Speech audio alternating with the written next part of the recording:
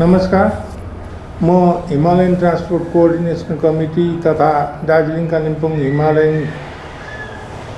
Tourism कन्फेडरेसनको अध्यक्षको नाताले यो जो नयाँ कोभिड प्रोटोकलको अर्डर जारी भएको छ त्यस विषय लिएर म अलिकति क्ल्यारिफिकेसन गराउँछु र जति पनि ट्रान्सपोर्टमा गाडी चलाउने गाडीको मालिक चालक वर्ग हुनुहुन्छ साथै होमस्टे होटल चलाउनेहरू कन्फ्युजनमा छ र यो जो नयाँ अर्डर छ अहिले नयाँ अर्डर आएकोमा त्यो कुनै प्रकारको होटल र ट्रान्सपोर्टको गाइडलाइन नभएकोले गर्दा अहिले भर्खरै मात्रै मैले डिएम दार्जिलिङ र एसपी दार्जिलिङसँग मैले भेट गरिवरी यो कति कुरो मैले बुझेर आएको छु र यो तपाईँहरू सबैलाई म जानकारी गराउँदैछु। र एक नम्बर कुरो, यो जो कोभिड प्रोटोकलको नयाँ यो जो अर्डर चालू भएको छ अस्ति 2 तारिक 1 महिना 2022मा र त्यसमा कहीँ पनि ट्रान्सपोर्ट विषय लेखिएको छैन, अनि होटल विषयमा लेखिएको छैन, होमस्टे विषयमा लेखिएको छैन। तरै पनि जग्गा जग्गाबाट धेरै अब हाम्रोमा रिपोर्टहरू आइरहेको छ कि जग्गा जग्गा कता कता पुलिसहरूले पनि दुःख दिँदैछ, त्यो 50% मा गाडी चलाउनु पर्छ या त होटलहरूमा 50% माने पेसेन्जर राख्नुपर्छ भन्नेमा एउटा कन्फ्युजन भएको छ र त्यसैले गर्दाखेरि आज जो एसपी र डिएमसँग जो बात गरे अनुसार तपाईँहरूलाई म क्लियर गराउन चाहन्छु कि यो पालि अहिले जो यो कोभिड प्रोटोकलको नयाँ अर्डर छ यसमा हामीलाई कुनै प्रकारले 50% मा गाडी चलाउने या होटलमा 50% लाउने कुनै प्रकारको हामीलाई गाइडलाइन नभएकोले सबैजनालाई 100% नै पेसेन्जर गाडीमा लिएर हिँड्ने, होटलहरू पनि 100% मै गर्ने र त्यसमा खालि हामीले मेन्टेन गर्नुपर्ने हो प्रोपर सेनिटाइज हुनु पर्यो, मास्कहरू लागु हुनु पर्यो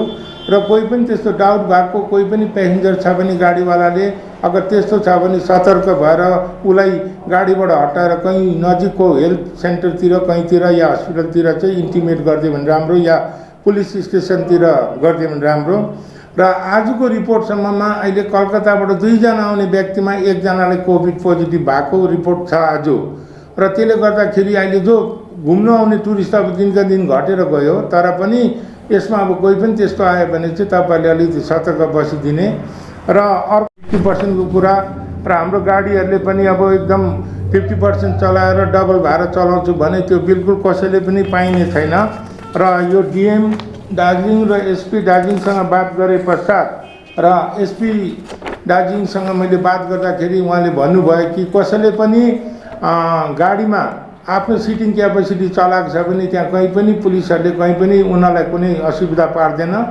यदि कसैले पार्यो भनेदेखिको उहाँको मोबाइल नम्बर दिनुभएको छ, डिएसपी ट्राफिकको नम्बर दिनुभएको छ।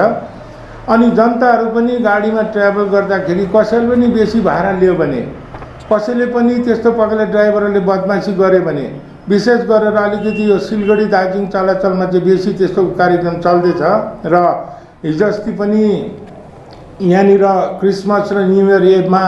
5000 6000 गरेर एक-एकवटा गाडीमा भाडा लिएर एकदमै मौकाको फाइदा लिएकोमा अब प्रशासन पनि एकदम सक्रिय भएको छ र हामीलाई पनि धेरै प्रेसराइज छ र हाम्रो सङ्गठन र बाहिरको सङ्गठनको जति पनि अरू हाम्रो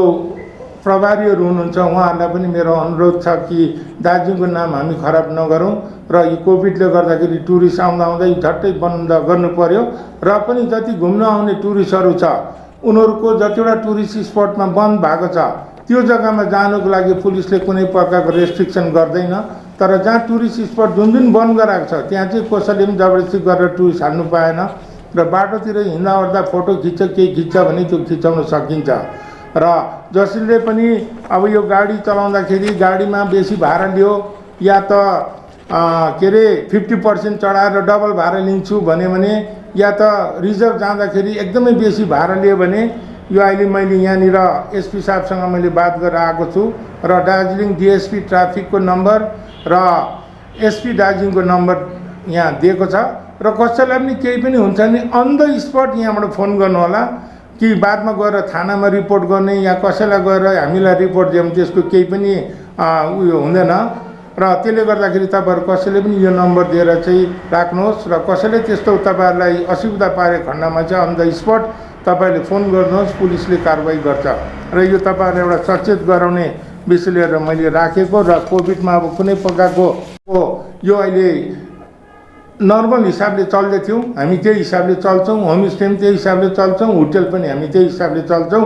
खालि सेनिटाइज गर्ने या मास्कहरू लाउने चाहिँ तपाईँहरूले एकदमै याद गरिदिने र लापरवाही कसैले नगरिदिने र गाडीको जो सिटिङ क्यापेसिटी छ त्यही परमिटमा मात्रै पेसेन्जर बोक्ने र ओभर सिटिङ क्यापेसिटी अरू कुरोमा केस भयो भने त्यसमा चाहिँ हामी कुनै प्रकारको जिम्मा